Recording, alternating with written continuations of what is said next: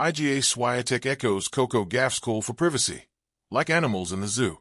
Two of the top women's tennis players have thrown their support behind Coco Gauff, and her wish for players to have media-restricted areas where they can go for privacy. Gauff, 21, brought up privacy concerns after she was filmed smashing her racket off the court following the world number 3's loss to Iga Swiatek of Ukraine in the quarterfinals of the Australian Open on Wednesday.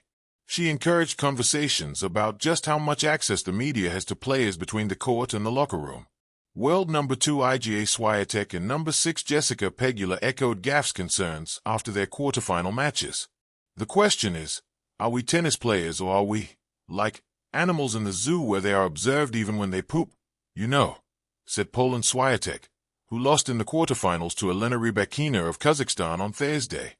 Okay, that was exaggerating obviously, but it would be nice to have some privacy. It would be nice also to, I don't know, have your own process and not always be, like, observed. Pegula, who defeated fellow American Amanda Anisimova to advance to the semifinal round, agreed. Coco wasn't wrong when she said the only place is the locker room.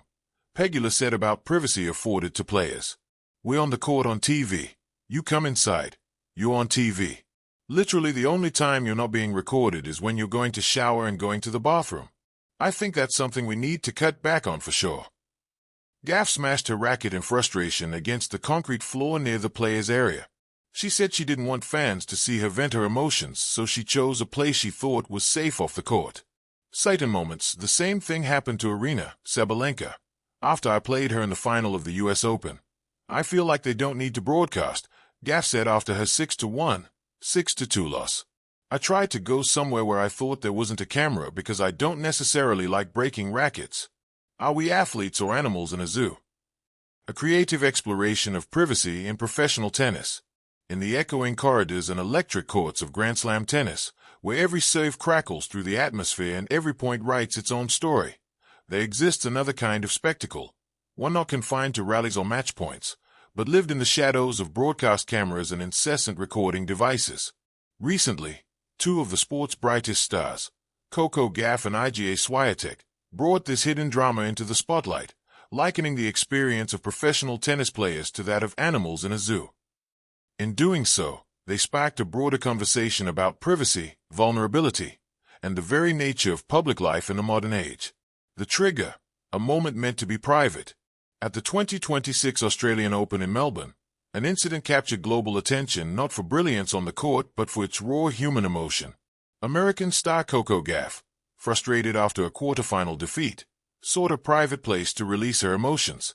She found what she thought was a secluded area, a corner deep within the players' zones, and vented her disappointment by smashing a racket against the ground. Unbeknownst to her, broadcast cameras were still rolling. Moments later, that footage was circulating across social media and screens worldwide.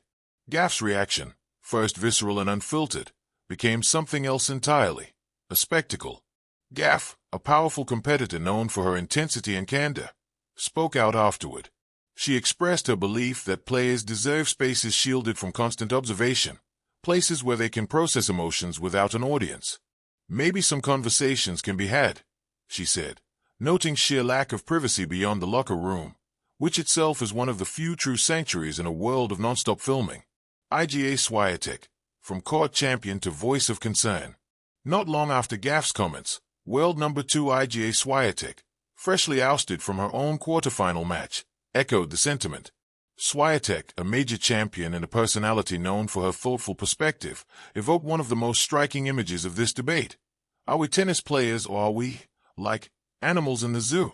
She asked, adding that the analogy was an exaggeration but cut to the heart of her discontent with relentless surveillance. Swiatek's imagery was intentional. Animals in a zoo are observed constantly, their actions recorded, their natural rhythms laid bare for spectators' enjoyment.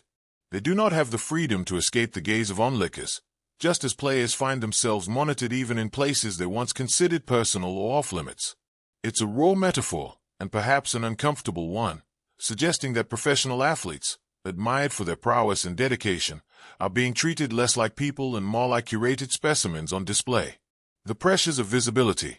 Professional athletes have long understood the duality of their roles, excel on the court, and they become icons, flub a point, and they face criticism.